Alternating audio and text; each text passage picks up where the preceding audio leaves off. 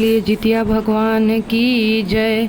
आज हम जितिया की व्रत कथा पूजा विधि विस्तार से जानेंगे। जितिया व्रत हर साल अश्विन मास के कृष्ण पक्ष की 7वीं से 9वीं तक किया जाता है।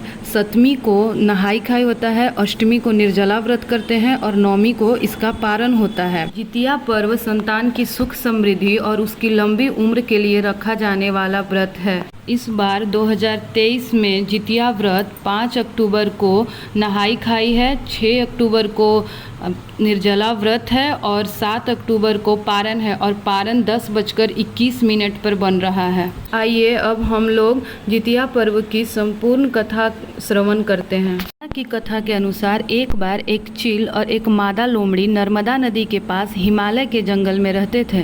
दोनों ने कुछ महिलाओं को पूजा करते और उपवास करते देखा और खुद भी इसे करने की कामना की। उपवास के दौरान लोमड़ी को बहुत भूख लग गई और वह जाकर चुपके से मरे हुए जानवर को खा लिया। दूसरी ओर चील ने पूरे समर्पण के साथ व्रत का पालन किया और उसे पूरा किया। अगले जन्म में दोनों ने मनुष्य के रूप में जन्म लिया। चील के कई पुत्र हुए और वह सभी जीवित रहे, लेकिन सियार के पुत्र होकर मर जाते थे। इससे बदले की भावना से उसने चील के बच्चों को कई बार मारने का प्रयास किया, लेकिन वह सफल नहीं हो पाई। बाद में चील ने सियार को अपने पूर्व जन्म की जितिया व्रत के बारे में बताया। इस व्रत से सियार ने भी संतान सुख प्राप्त किया। इस तरह यह व्रत संतान सुख की प्राप्ति के लिए जगत में प्रसिद्ध हुआ। जितिया व्रत की दूसरी कथा के अनुसार जिमूतवाहन गंधर्व के बुद्धिमान राजा थे। जिमूतवाहन शासक बनने से संतुष्ट नहीं थे। उसके परिणाम स्वरूप उन्होंने अपने भाइयों को अपने राज्य की सभी जिम्मेदारियां दी और अपने पिता की सेवा के लिए जंगल में चले गए। एक दिन जंगल में भटकते हुए उन्हें एक बुढ़िया विलाप करती हुई मिलती है। उन्होंने बुढ़िया से रोने का कारण पूछा। इस पर उसने उसे बताया कि वह सांप के परिवार की है, यानी नागवंशी परिवार की है और उसका एक ही बेटा है। एक शपथ के रूप में हर दिन एक सांप पक्षीराज गरुड़ को चढ़ाया जाता है। उस दिन उसके बेटे का नंबर था। उसकी समस्या सुनने के बाद जिमूतवाहन ने उन्हें आश्वासन दिया कि वह उनके बेटे को जीवित वापस लेकर आएंगे।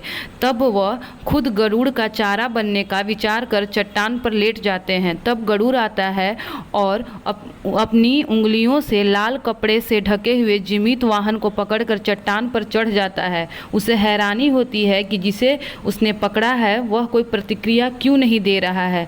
तब वह जिमूतवाहन से उसके बारे में पूछते हैं। तब गरुड़ जिमूतवाहन की वीरता और परोपकार से प्रसन्न होकर सांपों से कोई और बलिदान नहीं लेने का वादा करते हैं। मान्यता है कि तभी से संतान की लंबी उम्र और कल्याण के लिए जितिया व्रत किया जाने लगा। जितिया व्रत की तीसरी कथा यह है कि महाभारत युद्ध में पिता की मृत्यु के बाद अश्वत्थामा बहुत क्रोधित हो गए थे। वह पिता की मृत्यु का बदला लेने के लिए पांडवों के शिविर में चले गए। उसने 5 लोगों की हत्या कर दी। उसे लगा कि उसने पांडवों को मार दिया, लेकिन पांडव जिंदा थे। जब पांडव उसके सामने आए तो उसे पता लगा कि वह द्रौपदी के 5 पुत्रों को मार आया है। यह सब देखकर अर्जुन ने क्रोध में अश्वत्थामा को बंदी बनाकर दिव्य मणि छीन ली।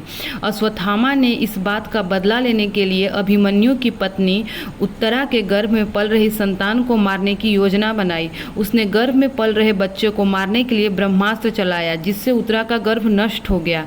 लेकिन उस बच्चे का जन्म लेना बहुत जरूरी था, इसलिए भगवान कृष्ण ने उत्तरा के मृत बालक को फिर से जीवित कर दिया। गर्भ में मरकर जीवित होने की वजह से वो राजा परीक्षित कहलाए। तब से संतान की लंबी आयु के लिए जितिया व्रत किया जाने लगा।